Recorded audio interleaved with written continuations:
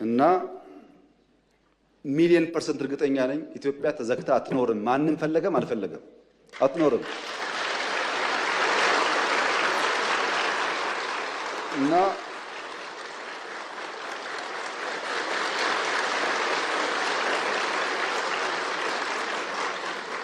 አንደኛው ችግር ትርክት ነው። ማይገባቸውን ህግ ማይፈቅድላቸውን እንደዚህ ማያደርግላቸውን ጠየቁ። የትኛው ሰላም ክቡራትን ተከታተልቲና ፖፑሊስቱ ዓብዲ ሐመድ ጻኽብ ቻናልና ሓድሽ እንተኾንኩም ላይክ ሰብስክራይብ ብምጋር ጀምሩ። ለሙን ከምቲ ልሙድ ሓድሽን ትኩሳትን ዛዕባትና ኹም ክንብልና ሰናትንሑ ቀይ ባህርን ኢትዮጵያ ለማጣት 30 ዓመት ከዚያ በላይ የወሰደ ትግል ነበር። ታውቃላችሁ።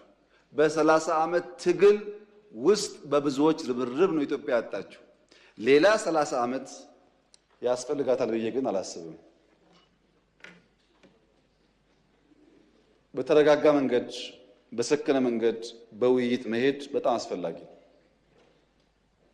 የፈለገ ብንወያይ ግን ለማጣት የፈጀብን 30 ዓመት ለማግኘት ይፈጅብናል ብዬ ግን አላስብም።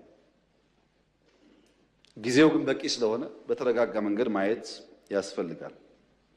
ምክር ቤት የኢትዮጵያ ሕዝብ እንዲያምፈልገው ግን ጥያቄው ስናነሳ አንዳንዱ ሾርት ስለሆነ ሚሞሪው ዛሬን ብቻ ስለሚያስብ ትንሽ ዳራው ልስጣችሁ። መጀመሪያ ኢትዮጵያን የቀይ ባህር አክሰስ ያሳጣው ውሳኔ ማን ወሰነው? ካቢኔው ይሆናል ብለን የካቢኔውን ዶክመንት ብናገላብጥ የለም፣ ካቢኔው አያውቀውም። አይ የለም ምክር ቤት ይሆናል የወሰነው ብለን ብንወስን ምክር ቤቱም አልነበረ፣ ምክር ቤት አያውቀውም ውሳኔው። የለም የኢትዮጵያ ሕዝብ በሪፈረንደም ወስኖ እንዳይሆን እንዳይባል ነበርን እኛም ያኔ። የኢትዮጵያ ሕዝብ ያልወሰነው ተወካዮቹ ያላዩት ቢያንስ ካስፈጻሚ ካቢኔ ያላየው ውሳኔ ማን ወሰነው?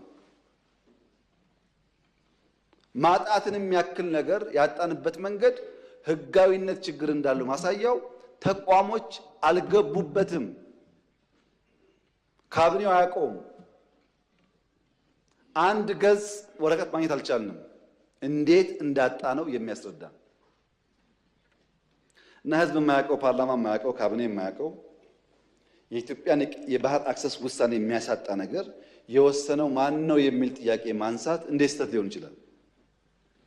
ካለ ይነገረን። ከሌለ ግን ይሄ ጉዳይ ይሄን አንስቶ እንደ መድፋት አይደለም፣ የህልውና ጉዳይ ነው። ማን ወሰነው? ይሄ ነው ጥያቄው። እዚህ ጋር ሁለት ችግሮች አሉ። አንደኛው የተዛባ ትርክት ውጤት ነው። የሚገባንን መጠየቅ ነውር አድርጎ የሚያስብ የሚገባንን ማንሳት ትክክል አይደለም ብሎ የሚያስብ እሳቤ፣ ይሄ ደግሞ የትርክቱ ውጤት ነው። ግን ለእናንተ ለማስታወስ እንዲሆናችሁ ከግጭቱ በኋላ በኢትዮጵያና ኤርትራ መካከል ሰላም ሲፈጠር መጀመሪያ ነው ወደ አስመራ ተጉዤ፣ በኋላ የኤርትራው ፕሬዝዳንት ወደ ኢትዮጵያ ሲመጡ የመጀመሪያው መድረክ ያደረግነው ሚሊኒየም አዳራሽ ነው። ብዙ ህዝብ አለበት። በላይቭ ቲቪ ሁላችሁ ወይ ነበራችሁ ወይ ሰምታችኋል። ካልሰማችሁ አሁን ገብታችሁ ዩቲዩብ ላይ ስሙት። የመጀመሪያው ስብሰባ አሰብ ነው የሚለው እሳቸው ባሉበት ለህዝብ በሚገባው ልክ የረሳችሁን ለማስታወስ ብቻ ነው። ኤርትራ ስመላለስ አስመራን ካየው በኋላ ከክቡር ፕሬዝዳንቱ ጋር አሰብ መሄድ ፈልጋለሁ ብዬ አሰብ ሄጄ ነበረ። አሰብ ባህሩ ጋር ቆመን ያወራነው ምንድን ነው? ስለ ፖርት ነው። ተመልሳችሁ ማየት ትችላላችሁ። የት? ኤርትራ ምድር ውስጥ። ሶስተኛ የመደመር ትውልድ መጽሐፍ ላይ በግልጽ ጂኦፖለቲክስን አስፍሬ የአሰብ ጉዳይ አስቀምጬ ለኤርትራ ባለስልጣናት በስጦታ ልኬላቸዋለሁ። ሚስጥር እኮ አይደለም፣ ያውቁታል። ለሁሉም ልኬላቸዋለሁ። አራተኛ እናንተ የምታውቁት የዛሬ 6 ዓመት 5 ዓመት ባህር ኃይል አቋቁመናል እኮ እና ምን እዚህ ውስጥ ለነማይ ነው ባህር አቋቁመ ነው?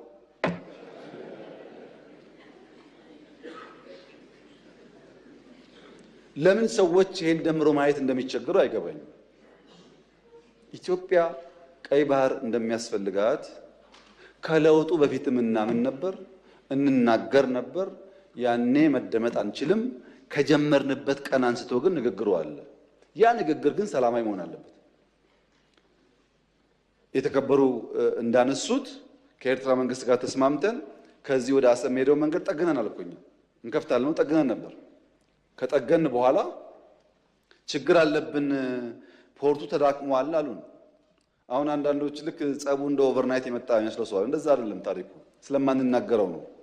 መንገድ ጠግነን ከጨረስን በኋላ ፖርቱ ችግር አለበት ሲሉ የጋራ ወዳጅ የሆነ ሀገር ለምነን ጄኔሬተር እና ክሬን በእርዳታ ወደ ኤርትራ እንዲመጣ አድርገን አሰብ ፖርት ሲደርስ የኤርትራ መንግስት አልፈልግም ብሎ መለሰ። ያኔ ነው የገባን ይሄ ነገር ለካ ተስፋ የለውም የሚለው። መንገድ ጠገን ለምንም ብናመጣም ፍላጎት አልነበረም። ወደ ኤርትራ ልክ እንደ ሱዳን ልክ እንደ ጅቡቲ በእኛ ውጪ ፓወር ትራንስሚሽን ቀጥለን ፓወር እንስጣችሁ ጄኔሬተር አትጠቀሙ ብለንም ቆይ እናስብበት ነው የተባለው። አሰብ ሲሄድ የአሰብ ከተማ ቅድም ብያችኋለሁ፣ ኢትዮጵያ ውስጥ የቤት ችግር አለ። 1.5 ሚሊዮን ቤት መገንባት አለብን ብያችኋለሁ። አሰብ ሲሄድ ቤት አለ፣ በር አለ፣ ሰው የለም። ይሄ እውነተኛ ታሪክ ነው። ይሄንን ከተማ መልሰን ህይወት እንስጠው፣ ስራ ነው ህይወት የሚያመጣለት የሚል በየጊዜው ተነጋግረናል። ሁሉም ኢንቮይ የሚሄደው ተወያይቶበታል። በኤርትራ በኩል በግልጽ ባላወቅነው መንገድ ለዚያ ጉዳይ ምላሽ ለመስጠት ብዙ ዝግጁ አልነበሩም።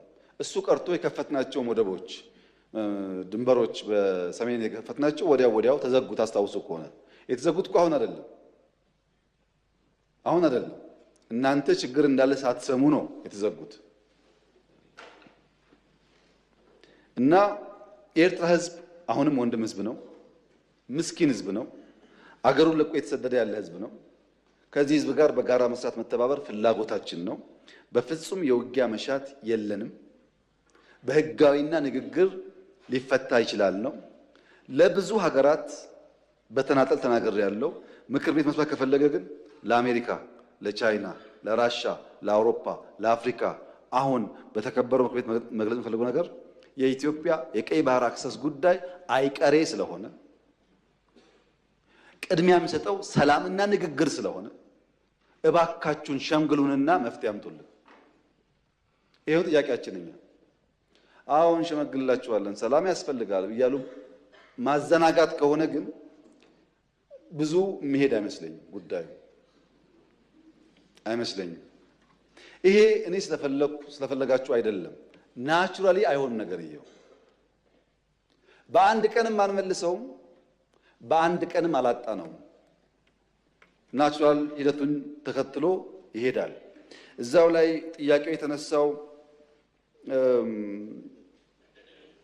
የውስጥ አጀንዳን ዳይቨርት ለማድረግ ነው ያሉት የተከበሩት። በእርግጥ ይሄን ነገር ከኤርትራውያን ሰምተናል፣ ብዙ ጊዜ ነግረውናል። ለምን ምክር ቤት እንደመጣ አላወቅኩም እንጂ ኤርትራውያን ይሄ ጉዳይ የሚነሳ ያለው የውስጥ ጉዳያቸውን ዳይቨርት ለማድረግ ነው ብለውናል። እንዴት ነው ዞሮ እዚህ እንደመጡ ባይገባኝም ማለት ነው። እና